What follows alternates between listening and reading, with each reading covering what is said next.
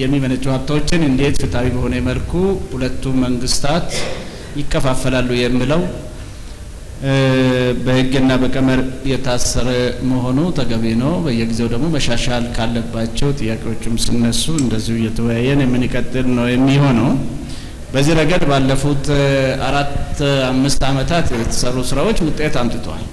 ነገር ግን አሁንም ከግልጽነት አንፃር ብዙ ይቀራናል ብዬ አስባለሁ። ፍትሃዊነትና ግልጽነት አንፃር ብዙ መንገድ መተናል የሚለው በተለያዩ መድረኮች ተናግረናል። በተለይም ከመሰረተ ልማት ስርጭት አንፃር ከጋራ ገቢ አንፃር ባለፉት አመታት በህግ አቅጣጫ ወጥቶ በህግ የተደነገጉ የክፍፍሎችን በአሰራር ደግፎ ክልሎች ተጠቃሚ የሆኑበት ሁኔታ ስላለ ይሄን ፌዴሬሽን ምክር ቤት በዚህ ጉዳይ ለማሳካት ያሳየው አማራሩን ለማድረግና በዚህ እንዲቀጥል ለማለት ነው።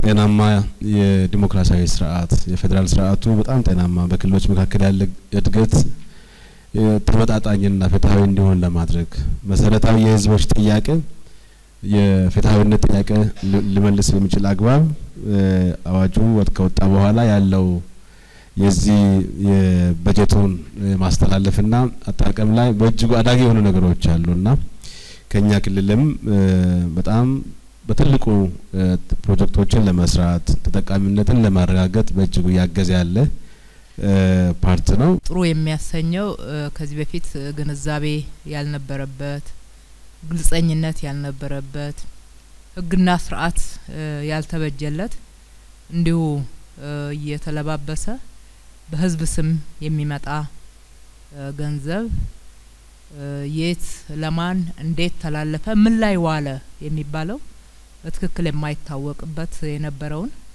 ፌዴሬሽን ምክር ቤት በዚህ ልክ ጥናት አካሂዶ ህግና ስርዓት እንዲበጅለት አድርጎ በህግና ስርዓት ደግሞ ምን ያህል ተግብረናል የሚለውን ድጋሚ ጥናት በማድረግ ያቀረበልን ግንዛቤ ብቻ አይደለም የበለጠ ግልጽነት የፈጠርንበት ነው።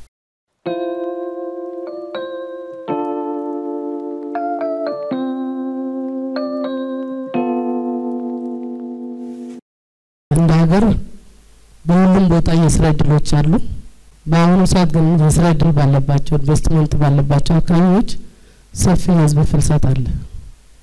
ይህንን ሰፊ ህዝብ ፍልሰት በቀጣይ ያገናዘበ ቀመር እንዴት ፍትሃዊነቱ ሊጠበቅ ይችላል የሚል ጥያቄ ለማቅረብ በአዋጆችና በህግጋት ወይም በሌሎች ህግጋት ስርዓት ለማስያዝ የተደረገው ጥረትና ያንን የወጣ ህግ ደግሞ ለመተግበር የተደረገው ጥረት እዚህ ያደርሰናል። ግን በሂደቱ ያጋጠሙ ችግሮች ደግሞ መፍታት በጣም ወሳኝነት ስላለው ይሄንን ተግባራዊ ለማድረግ የተደረበት ነገር ጥሩ ነው። ፍትሃዊ ሀብት ክፍፍል በፌደራልና በክልሎች መካከል እንደዚሁም ደግሞ በክልሎች በራሳቸው አውድም በተለያየ መንገድ በጋራ የሚገኘው ሀብት የሚተዳደርበት ለልማት የሚውልበት ፍትሃዊ ሀብት ክፍፍል ስርጭት እንዲኖር ለማድረግ ባለፉት ጊዜያት በመከራቸው ሙከራዎች ውስጥ ያስገኛቸው ጥቅሞች በጣም ጉልህ ናቸው።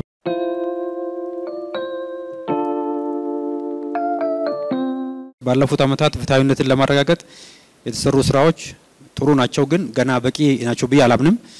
ሰፊ ስራ መስራት ይኖርብናል። እነዚህ በተለይ የትራንስፓረንሲ የአካውንታቢሊቲ የመረጃ የተባለው እና መርህን ተከትሎ ብቻ መስራት በመስሪያ ቤቶች ይሄ ደግሞ ክልሎች እንዲሳተፉበት እንዲያውቁ የማድረጉ ጉዳይ ለፌዴሬሽን ምክር ቤትም የማሳወቅ ጉዳይ ሚኒስቴር መስሪያ ቤቶች በበጀት እና በፋይናንስ ስርዓቱ ገንዘብ ሚኒስቴር ስለሚያስተባብራቸው ይሄንን ከፌዴራል ሚኒስቴር መስሪያ ቤቶችና ተቋማት ጋር ሆነን ምን ከተተለው ነው የሚሆነው። ብዙ ትኩረት የነበረን ማልማቱ ላይ ነው። እዚህ ዘርፍ ላይ ያው ሬጉላቶሪ ሲስተሙ ክፍተት ስላለበት ለልማቱ በአጠቃላይ በዘርፉ ላይ ለሰጠነው ልማት ያክል ለሮያሊቲ ለእንደዚህ አይነት ነገሮች ምናልባት ትኩረት አልሰጠን ይሆናል።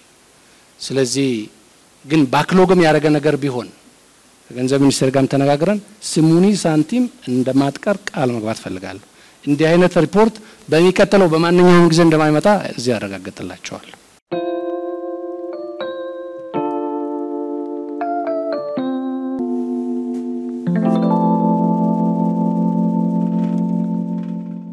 ግልጽ የሆነ ቀመር ነው ያለን። ያ ግልጽ የሆነ ቀመር መተግበር አለበት። ቀመሩ ሲሻሻል ታሻሽላላችሁ። ቀመሩን የማሻሻል ኃላፊነት የፌዴሬሽን ምክር ቤት ኃላፊነት ነው። ግን አሁን በተሰጠው ቀመር መሰረት መፈጸም አለበት። ለክልሎች የሚላክ ሀብት በፍታዊነት ተልኳል ወይ? ግልጽ ነው ወይ? አሳታፊ ነበር ወይ? ህዝብ ተጠቃሚ ሆኗል ወይ ነው? ከገንዘቡ በላይ ከሀብቱ በላይ ላላስፈላጊ ጥርጣሬ በር ከፍቷል ወይ ወይስ አልከፈተም? እነዚህ ነገሮች በደንብ ማየት ነው። እስካሁን ይሄንን ለማስተካከል ለመስራት እየሞከር ነው። በድጎማ በጀት በጋራ ገቢ በውስን ዓላማ ባላቸው በጀት ስርጭት ኤንድ በመሰረተ ልማት ስርጭት እስካሁን ባለው ተጨባጭ ሁኔታ እዚህ መድረክም በምክር ቤታችን በተለያየ መንገድ ባደረግነው ለማረጋገጥ ባደረግነው ሙከራም የፍታዊነት ችግር አለ ብሎ ማንም ሰው ሐሳብ አላቀረበም። የትኛውም ክልል የፍታዊነት ችግር አለብኝ ብሎ ጥያቄ ስላላቀረበ የፍታዊነት ችግር እንዳለ ተደርጎ የተወሰደ ግምገማም ሪፖርትም የሌለ መሆኑን በዚህ አጋጣሚ በዚህ መድረክ ኢንዶርስ ላደርግ ፈልጋለሁ።